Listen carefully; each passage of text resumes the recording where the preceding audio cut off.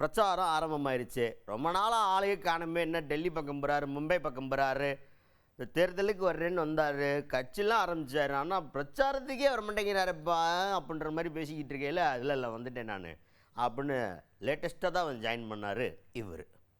அவர் join பண்ணதுக்கப்புறமா ஏதாவது புதுசாக பேசுவார்னு பார்த்தா இருக்கிற எல்லா மாநாட்டிலையும் என்ன பேசினாரோ அதே தான் எடுத்து வந்துருக்கார். சரி, பேசுகிறதுக்கு தான் பாயிண்ட் இல்லை, வேறு ஏதாவது வித்தியாசமாக அந்த ஏரியாவுக்கு ஏற்ற மாதிரி பிரச்சனையை டிஸ்கஸ் பண்ணுவாருன்னு பார்த்தா அதுவும் இல்லை. சரி, என்ன தான் பேசினாருன்னு கேட்போம். ஏன்னா இவரோட ஃபேன்ஸ் இருக்காங்களா, அவங்க ஒரு மாதிரி பயங்கரமானவங்க. இவரை பற்றி போடலை அப்படின்னா நம்ம ப்ரோக்ராம் வந்து 3 டிவியில் போட்டுருங்கடா, யாருமே பார்க்காம ஏன்டா இதில் எங்கே போடுறீங்க அப்படின்ற மாதிரி சண்டைக்கு வந்துடுவாங்கன்றதுனால தவிர்க்க முடியாமல் அந்த நியூஸ் எடுக்கிறோம். அந்த நியூஸில் ஃப்ரெஷ்ஷாக என்ன இருக்குது அப்படின்னு பார்த்தா ஒன்றும் இல்லை. சரி, யார் அவர்? தவேகா தலைவர் விஜய் அவர்கள். எங்கள் தலைவனா பூஜா இரு இரு இரு இரு நான் ஒன்றும் தப்பாக சொல்ல, உங்கள் தலைவர் புதுசாக எதுவும் பேசலன்னு தான் சொன்னேன், பிரயோஜனமாக எதுவும் பேசலை நான் சொல்ல. ஓகே, அதில் ஒரு அண்டர்ஸ்டாண்டிங்க்கு வாங்க. ஃப்ரெஷ்ஷாக இல்லை, அதுக்காக முக்கியமான பிரச்சனையே பேசலைன்னு நான் சொல்லலை. முக்கியமான பிரச்சனையை பேசியிருக்காங்க. பெண்களுக்கான பாதுகாப்பு தமிழ்நாடு கவர்மெண்ட் வந்து கொடுக்க முடியலன்னு. அது இப்போ செய்திகள் உங்களுக்கு நிறையா வர்றதுனால ஆமாம் கொடுக்க முடியல, குழந்தைகள் முதல் கிழவிகள் வரை பிரச்சனையாக இருக்குது அப்படிங்கிறது செய்தி நீங்கள் பார்க்கும்போது உங்களுக்கு தெரியுது. அந்த கவர்மெண்ட்டுக்கு ரிப்ளேஸ்மெண்ட்டாக நான் வந்திருக்கேன் அப்படின்னு தன்னை முன்னிலைப்படுத்திக்கிறார். இவர் கூட்டத்தில் இருக்க தொண்டர்களுக்கு கரெக்டான பாதுகாப்பு கிடைக்குதா அப்படின்னாலே தொண்டர்களே ஒரு பேச்சை கேட்கல. அண்டர்ஸ்டாண்ட் பண்ணிக்கணும். தொண்டர்கள் ஃபஸ்ட்டு, தொண்டர்களை கண்ட்ரோல் பண்ண முடியாத ஒருவரால் எப்படி ஒரு ஸ்டேட்டை கண்ட்ரோல் பண்ண முடியும், ஸ்டேட்டில் இருக்க க்ரைம் எப்படி கண்ட்ரோல் பண்ண முடியும்னு கேட்பாங்களா மாட்டாங்களா? கேட்க ஆரம்பிச்சிட்டாங்க. அதனால தான் சொல்கிறேன், புதுசாக ஏதாவது அப்ரோச் செய்யணும், ஃப்ரெஷ்ஷாக இருக்கணும். பிரயோஜனமான மேட்ரு பேசுகிறாரு, பட் அதற்கான சொல்யூஷனோட பேசணும்ல. பெண்களுக்கான பாதுகாப்பு இல்லை, நான் கொடுப்பேன், எப்படி கொடுப்பீங்க சொல்லணுமா இல்லையா? கேட்பாங்கள்ல, டவுட்டு கேட்பாங்கள்ல, அதுதான் மிஸ் ஆகுதுங்க, வேற ஒன்றும் இல்லை. இப்போ அதை பற்றி பேசியிருக்காரு கேளுங்க. பெண்கள் பாதுகாப்பு இல்லாத, சட்டம் ஒழுங்கு சரியில்லாத, போதை பொருள் அதிகமா இருக்கிற நம்ம தமிழ்நாட்டை நம்ம காப்பாத்தி ஆகணும். தமிழ்நாட்டை இப்படி ஒரு நிலைமைக்கு கொண்டு வந்தது யாருன்னு நான் சொல்லிதான் உங்களுக்கு தெரியணும்னு அவசியம் இல்லை. தீய சக்தி திமுக தான் காரணம். இப்படி ஒண்ணுத்துக்குமே உதவாது இப்படி ஒரு ஆட்சியை நடத்திட்டு விரைவில் விடை பெற போகும் ஸ்டாலின் சார் தான் காரணம். நம்ம பொம்பளை பிள்ளைங்களா ராத்திரில டாய்லெட் கூட போக முடியல, போயிட்டு வர கேப்ல என்ன நடந்துருமோ என்ன ஆயிடுமோ பதட்டத்தோட இருக்க வேண்டியதா இருக்கு. என்னுடைய அம்மா, அக்கா, தங்கைகளே, தோழர்களே, இளைஞர்களே, நண்பர்களே, உங்களை நான் கேட்கிறேன், இந்த தீய சக்தி திமுக ஆட்சியில பாதுகாப்பு இருக்கா? ஸ்டாலின் சாருக்கு மக்கள்லாம் முக்கியமே கிடையாது. மக்களுக்கான அடிப்படை வசதிகள், பாதுகாப்பு, இதெல்லாம் எதை பத்தி முக்கியமே கிடையாது.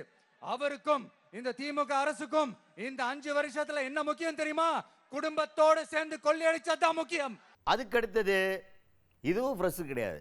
ஆல்ரெடி நீங்கள் நிறைய மாநாட்டில் கேட்டிருப்பீங்க, இருக்கிற எல்லா பணத்தையும் போட்டி எடுத்துன்னு வந்து என்ன பண்ணுறதுன்னு தெரியாமல் உங்களுக்கு காசு கொடுத்து ஓட்டு வாங்கலான்னு கனவுல இருப்பாங்க. அந்த காசெல்லாம் நீங்கள் வாங்கி வச்சுன்னு காதுலேயே விசில் அடிங்க, செவிலே விசில் அடிங்க டைலாக் கேட்டிருக்கீங்களா? எப்படி ஒரு 10 தடவை கேட்டிருப்பீங்கன்னு நினைக்கிறேன்ல. 11ஆவது தடவை திருப்பி கேட்க போகிறீங்க. அதான் சொல்கிறேன், இப்போ ஒரு ஊருக்கு போகிறோம், பிரச்சாரம் பண்ண போகிறோம். இப்போ நீங்கள் காமன் மேனாக சுயேட்சை வேட்பாளராக இருந்தீங்கன்னா கூட நீங்கள் போகையில் என்ன சொல்லுவீங்க? அக்கா உங்கள் வீட்டு காவை அடைச்சிருக்குன்னு எனக்கு தெரியும், நாளைக்கு நான் வந்து பதவிக்கு வந்தேன்னா அந்த காவை அடைப்ப நான் எடுத்துறேன், பேசுவோமா மாட்டோமா? கரண்ட் பிரச்சனை உங்கள் ஏரியாவில் இருக்குது, டிரான்ஸ்ஃபார்மர் இந்த டிரான்ஸ்ஃபார்மர் அப்பப்போ வெடிக்குது எனக்கு தெரியும், அந்த டிரான்ஸ்ஃபார்மரை நான் புதுசாக மாற்றி தரேன். இதுதான் ஏரியா பிரச்சனையை டிஸ்கஸ் பண்ணுறது. அந்த ஏரியா பிரச்சனையை பற்றி டிஸ்கஸ் பண்ணவே இல்லை. ஆல்ரெடி எனக்கு தெரிஞ்சு ஸ்கிரிப்ட் எழுதுறது லீவு போட்டாரா என்னன்னு தெரியல. அந்த பழைய ஸ்கிரிப்ட் எடுத்து லைட்டாக வச்சு ஓட்டுங்கண்ணே நான் வந்துடுறேன், அடுத்த பிரச்சாரத்திலேருந்து பக்காவாக பண்ணிவிடுவோம் அப்படின்ற மாதிரி சொன்னாரா? என்ன நடக்குதுன்னே தெரிய மாட்டேங்குது. பழைய ஸ்கிரிப்டாக இருக்குது, ரொம்ப பழசு. செவிலில் விசிலடி, காதில் விசிலடி. தேர்தல் முடியும் போது தெரியும் யார் காதில் யார் செவிலில் விசில் அடிக்க போகிறாங்கன்றது. அதை பொறுத்திருந்து பார்ப்போம். இப்போ அந்த ஃப்ரெஷ் இல்லாத மேட்ரு என்ன அப்படிங்கிறத கேட்போம். வண்டியா வச்சிருக்கிற பணத்தை என்ன பண்ணுறதுன்னு தெரியாமல் இப்போ உங்க எல்லார்கிட்டையும் கொடுத்து எப்படியாவது ஜெயிச்சிடலாம்னு கனவு காணிட்டு இருப்பாங்க. நான் முன்னாடியே சொன்ன மாதிரி எல்லாத்தையும் வாங்கிக்கங்க. வாங்கிக்கிட்டு அவங்க காதுலயே விசில ஊதி அனுப்புங்க. எப்படி? அவங்க செவிலே விசில ஊதி அனுப்புங்க.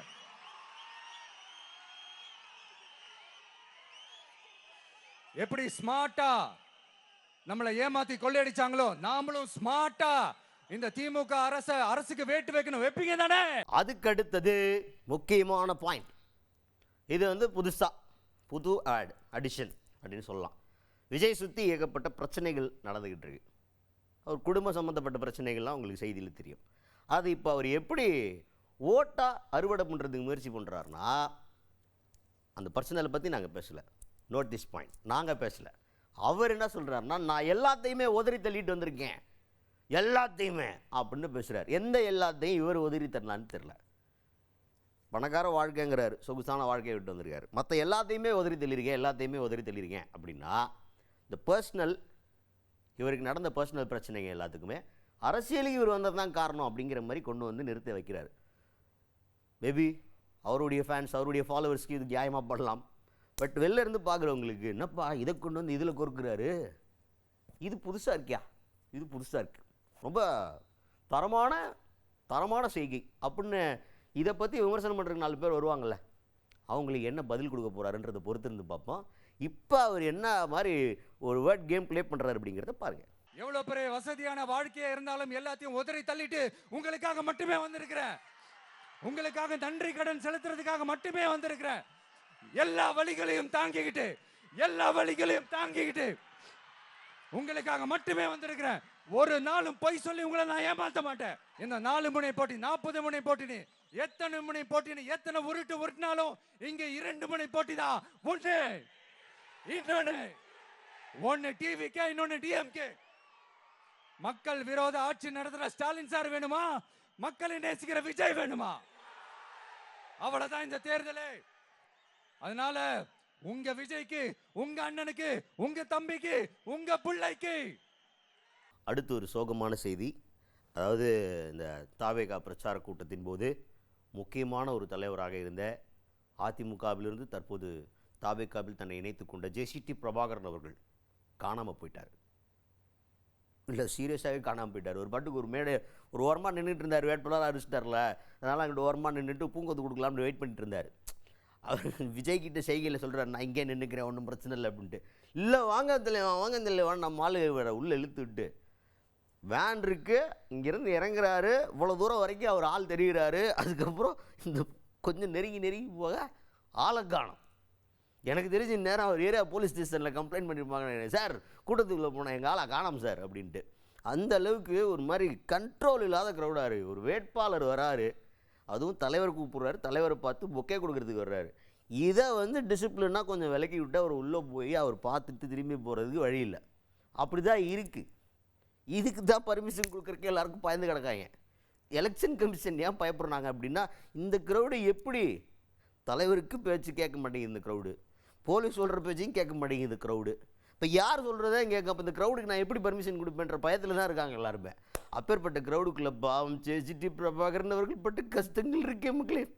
பார்க்கும்போதே நமக்கே வந்துச்சு, இந்த மனுஷனுக்கு இப்படி ஒரு நிலைமையா, சட்டை வெட்டி கசங்காமல் வேலை பார்ப்பாரியா.